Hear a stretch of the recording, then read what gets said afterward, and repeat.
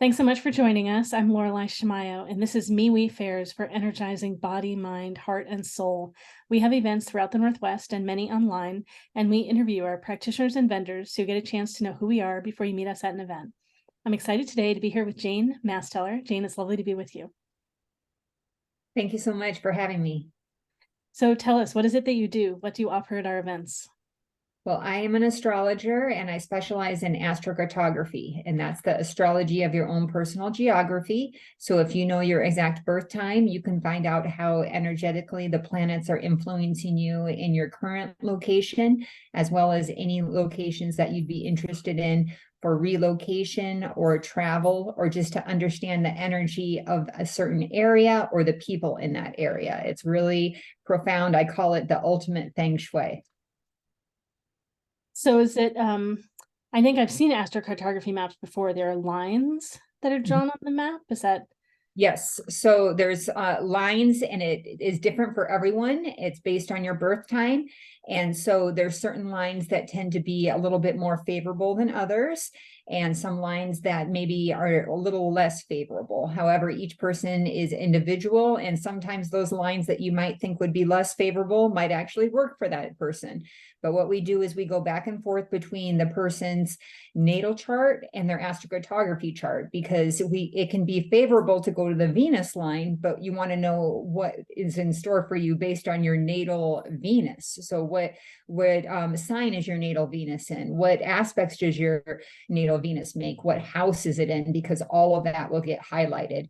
There's also an element called the relocated chart, where we look and see how the planets shift into different houses based on putting in a certain location, based on the relocation interest. So it can be really profound. I was formerly living on the Mars line in the Chicago area, and that's really great for athleticism. I was very active with sports there, and it's good for entrepreneurism and to learn how to assert yourself. However, it is a malefic line, and I did experience accidents there, and it was a frustrating place to be. So I chose to relocate over to the Boise, Idaho area based on my astrocartography, and I've never regretted it. It's been a much more favorable experience, and I really just find it incredibly fascinating and fun to go and travel to the different astrocartography locations and feel that different energy and take advantage of that energy in that certain area. Oh, great, great. Yeah. So people use it to understand what's impacting them, where they are right now, and then also where they might go to have different impacts. Yes, and so for example, let's say if you're a single person and you're looking to have a relationship, maybe you might be finding that if you're relocating to a different area where your Venus is going to be you go to the Venus line, or your Venus would be on the descendant, or it's just going to be a planetary line that's aspected more favorably, that's in a more favorable zodiac sign, then you'll have a better experience of attracting a partner that you'd be more compatible with. So it's like you can manifest the energy from each line. So Venus line is good for relationships, money, harmony. The sun line can be good for your career. The Mercury line can be a great place to go study. The moon line can be a place where maybe you can feel at home at. The Jupiter line, luck and expansion, and being able to benefit from mind expanding knowledge and be more optimistic and lucky. And then to know if you're on the Saturn line, that it's important that you're doing important work there, that you're a hard worker. And if you don't want to be doing work and you're not fascinated by the work you're at on the Saturn line, that you may not feel very satisfied. There's also the Pluto line, which deals with death, transformation, rebirth, which can be an intense place to be. And the Node line, which can bring you into alignment with synchronistic experiences that get you on your life path. So it's just so fascinating, so important. And I think a lot of people can be real hard on themselves because they're not achieving in the way that they would like to be achieving. However, I think a lot of times we're unknowingly making things harder for ourselves based on getting stuck in a location where the energy is not as ideal. Right, right. Well, and I understand that you have some products that are connected with the astrological work that you do. So I also do flower essence sprays. So what flower essences are they bring your body into emotional wellness. they flood your body with the positive vibration that they carries, and it brings out the very best in you. And I have a zodiac blend to help enhance the positive qualities of each zodiac sign, as well as remediate some of the challenges. So you could look to get your sun sign, or you could just look and see, well, what would be under the realm of Pisces? Maybe you have some planets in Pisces, and that's where you would need a little bit more support rather than your sun sign. So it's not necessarily you just have to get your sun sign. Also, with my flower essences, they're sprays. They're very affordable. They run around $20, which is incredibly affordable. They're very effective. I use mostly Australian bush flower essences, and I've found them to be so tremendous in my healing growth. But so I have a release blend, such as releasing fear, sadness, grief, worry, as well as an enhancement blend where we can enhance certain things such as communication, creativity, spirituality. And what I've found is that actually we can make it even more fun and put in some essential oils to give it a scent. But if some people don't want a scent, then that's perfectly fine, because the flower essences don't have much of a scent. It's more like a kind of little floral, natural kind of smell. But I love to put peace and calm in there. It's a citrus blend. But I also have astrological oil blends that I let people sample and smell and choose what they would like to put in their flower essence spray. So I'll have the flower essence sprays there, the astrological readings. In addition to astrocartography, I also do relationship astrology readings where we can look at two people's charts and find out what the strengths are, what some of the challenges are. I look, of course, do the birth chart reading, the natal chart reading, as well as predictive readings. And there also will be quantum jewelry there. I have these bracelets here, and some of the bracelets I'm wearing will be on display and for sale. They've been charged quantumly, and Jeremiah will be there. He will be able to actually make them custom order for people. So if you have a very small wrist, he can adjust it to make it for a very small wrist.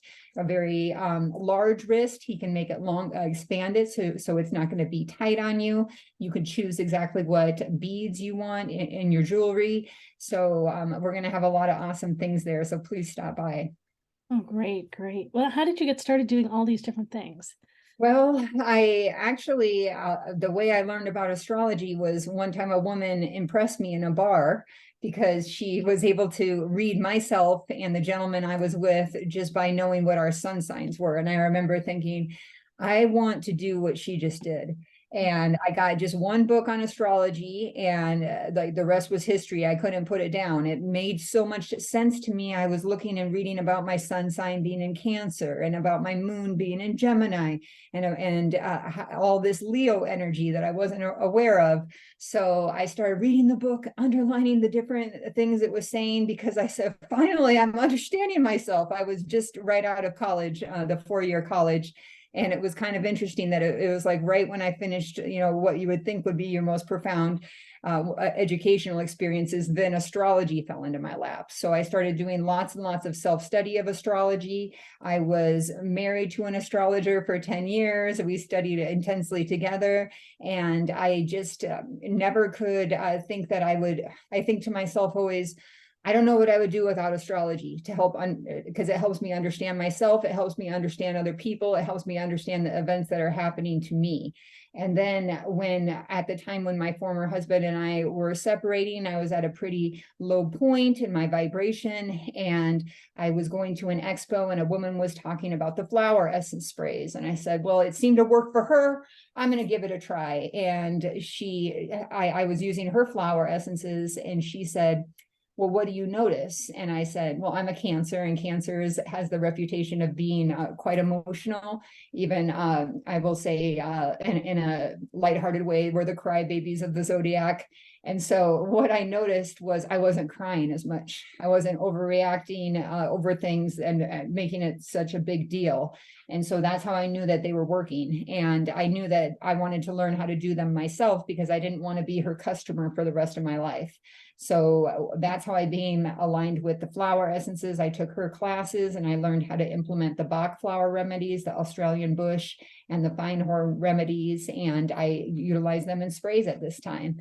So that's been my journey thus far. And actually, I was really only able to really start to expand with my astrology professionally when I moved over to my astrocartography Venus line in the 2020s. So I do feel like those kind of went hand in hand. However, the place in Chicago on the Mars line did serve its purpose, because what I understand about the astrocartography is you are subconsciously attracted to a certain area because you're trying to get stronger with that planetary energy. So formerly, I was not very strong with asserting myself on, and so what it was I attracted to subconsciously, the Mars line, where I did learn how to handle myself in stressful situations, and I took a social emotional training class and felt more competent in that area than I had been before I started residing there.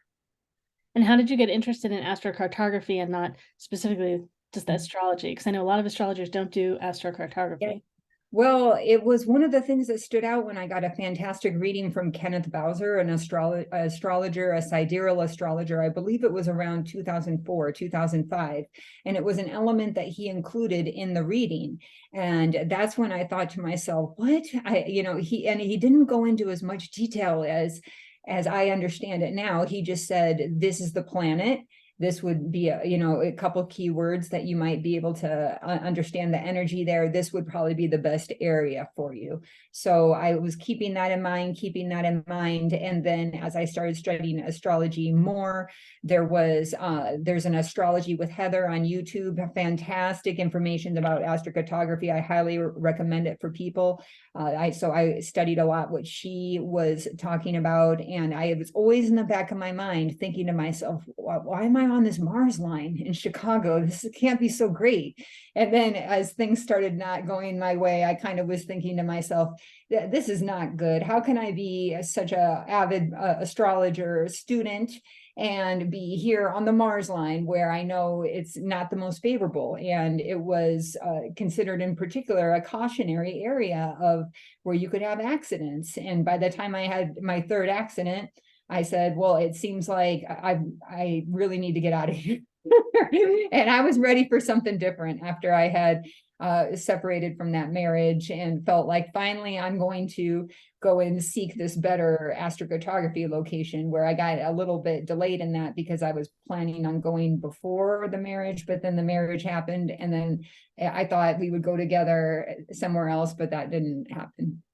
Yep, timing things with people. Well, okay, your journey makes so much sense now. I appreciate that you're in a good place and lots of expansion. And so if people want to learn more about you and connect with you online, where do they go? They can go to my website. It's my first and last name. It's Jane, Jane, and Masteller, M as in Mary, ASTELLER.com. So that's JaneMasteller.com. Great. Thank you so much. I'm excited to experience your work and have more people experience your work. This is lovely. Thank you. Thanks for being here. And for all of you listening and watching, you can find out more about all of our events at mewefairs.com, MEWEFAIRS.com. Thanks, Jane. Thank you.